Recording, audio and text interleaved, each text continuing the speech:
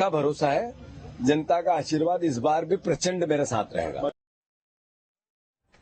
और चलिए अगली बड़ी खबर रायपुर से सामने आ रही है, जहां पर केंद्रीय गृह मंत्री अमित शाह का आज छत्तीसगढ़ दौरा है। बस थोड़ी ही देर में रायपुर गृह मंत्री पहुंच जाएंगे। रायपुर से राजनांदगांव के लिए रवाना होंगे अमित शाह। दोपहर 12:20 पर राजनांदगांव पहुंचेंगे अमित शाह। रमन सिंह के नामांकन कार्यक्रम में शामिल होंगे। रमन सिंह राजनांदगांव में नामांकन दाखिल करेंगे। राजनांदगांव में जनसभा को उनकी ओर से संबोधित किया जाएगा। बीजेपी प्रदेश अध्यक्ष अरुण साव भी इस दौरान मौजूद रहने वाले हैं। तो केंद्रीय गृह मंत्री अमित शाह अब से थोड़ी ही देर में रायपुर पहुंचने वाले हैं, जहां पर रमन सिंह के नामांकन कार्यक्रम में वो शामिल होंगे। एक बड़ी जनसभा को यहां पर संबोधित किया जाएगा। राजनांदगांव सीट से चूंकि रमन सिंह प्रत्याशी हैं, ऐसे में आज वो नामांकन भरने वाले हैं। उनके सामने कांग्रेस ने गिरीश देवांगन को उतारा है। बीजेपी के प्रदेश अध्यक्ष अरुण साव भी इस दौरान केंद्रीय गृह मंत्री के साथ मौजूद रहेंगे और एक बड़ी जनसभा को यहां पर केंद्रीय गृह मंत्री संबोधित करते हुए नजर आएंगे।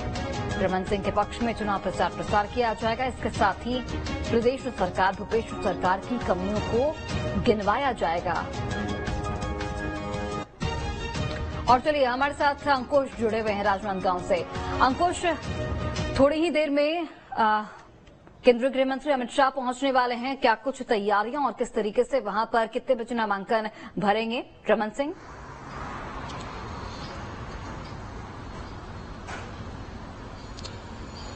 देखिए, छत्तीसगढ़ की 20 विधानसभा सीटों पर जो पहले चरण में चुनाव होना है उसके नामांकन की प्रक्रिया चल रही है और आज राजनांदगांव लोकसभा सीट के लोकसभा के 8 विधानसभाओं के नामांकन भरे जा रहे हैं। और राजनांदगांव विधानसभा से अगर बात करें तो छत्तीसगढ़ के पूर्व मुख्यमंत्री डॉक्टर रमन सिंह जो है अपना नामांकन दाखिल करने जाएंगे और नामांकन दाखिल करने के पहले एक रैली निकाली जाएगी। उस रैली में केंद्रीय गृह मंत्री अमित शाह शामिल हो रहे हैं।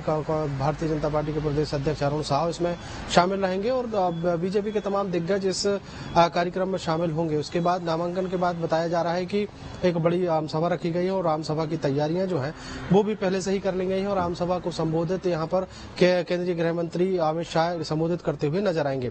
बड़ा कार्यक्रम रखा है भारतीय जनता पार्टी ने और इस बड़े कार्यक्रम के माध्यम से कहीं न कहीं जनता को एक बार फिर से रिझाने की पुरजोर कोशिश है।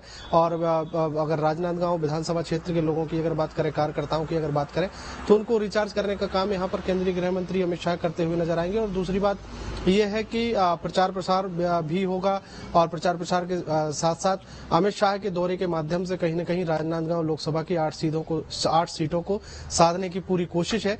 और कुछ ही देर बाद केंद्रीय गृह मंत्री अमित शाह जो है वो राजनांदगांव पहुंचने वाले हैं और राजनांदगांव पहुंचने के बाद वे यहां पर इस बड़े आयोजन में शामिल होंगे।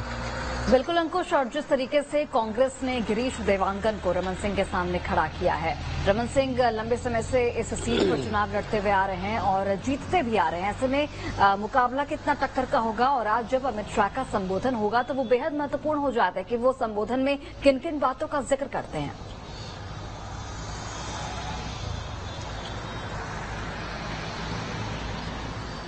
जी हाँ, बिल्कुल। और अब चूंकि चुनावी समय है और महत्वपूर्ण बात यह है कि कांग्रेस और बीजेपी दोनों ने ही अपने कैंडिडेट घोषित कर दिए हैं। पूर्व मुख्यमंत्री डॉक्टर रमन सिंह लंबे समय से राजनांदगांव से चुनाव जीतते आ रहे हैं। पिछले चुनाव की अगर बात करें तो पूर्व प्रधानमंत्री स्वर्गीय अटल बिहारी वाजपेयी की भतीजी करुणा शुक्ला को वहां से कैंडिडेट बनाया गया था, जिन्होंने अच्छी फाइट वहां पर दी थी। 3 से 4 राउंड की गिनती जब हो रही थी तो शुरुआत में करुणा शुक्ला जो है वो ही आगे चल रही थी। आखिरी के चरणों में पूर्व मुख्यमंत्री डॉक्टर रमन सिंह को बढ़त मिली थी और उसके बाद उनकी जीत हुई थी। लेकिन इस बार जिस तरीके से कांग्रेस पार्टी ने गिरीश देवांगन के ऊपर दांव खेला है तो गिरीश देवांगन भी जो है वो छोटे चेहरे नहीं है।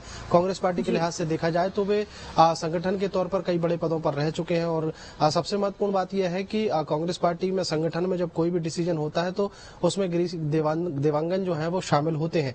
राजनांदगांव जिले में, राजनांदगांव शहर में उनका काफी फोकस रहा है। लंबे समय से वो इस क्षेत्र में संगठन के लिए काम करते रहे। तो पार्टी का एक भरोसा जो है वो सर्वे के आधार पर उनके नाम पर सामने आया और पार्टी ने भरोसा जताया कि वो पूर्व मुख्यमंत्री डॉक्टर रमन सिंह को टक्कर दे सकते हैं, इसलिए उनको चुनावी मैदान में उतारा है। दूसरी बात, केंद्रीय गृह मंत्री अमित शाह जब सभा को संबोधित करेंगे तो स्वाभाविक तौर पर केंद्र सरकार की जो योजनाएं हैं उसका बखान करते हुए नजर आएंगे। इसके अलावा जो छत्तीसगढ़ में विपक्षी दल के तौर पर भारतीय जनता पार्टी ने जो काम किया है उसकी बात करते हुए नजर आएंगे और प्रदेश सरकार की जो विफलता है, प्रदेश सरकार की जो कमियां हैं उनको गिनाने का काम यहाँ पर किया जाएगा। बिल्कुल तो बिल्कुल अंकुश, और देखना होगा कि अमित शाह किस तरीके से प्रचार प्रसार करते हुए नजर आते हैं और कब नामांकन रमन सिंह की ओर से भरा जाता है। फिर से जुड़ूंगी मैं आपसे। बहुत बहुत धन्यवाद फिलहाल तमाम जानकारी हम तक पहुंचाने के लिए।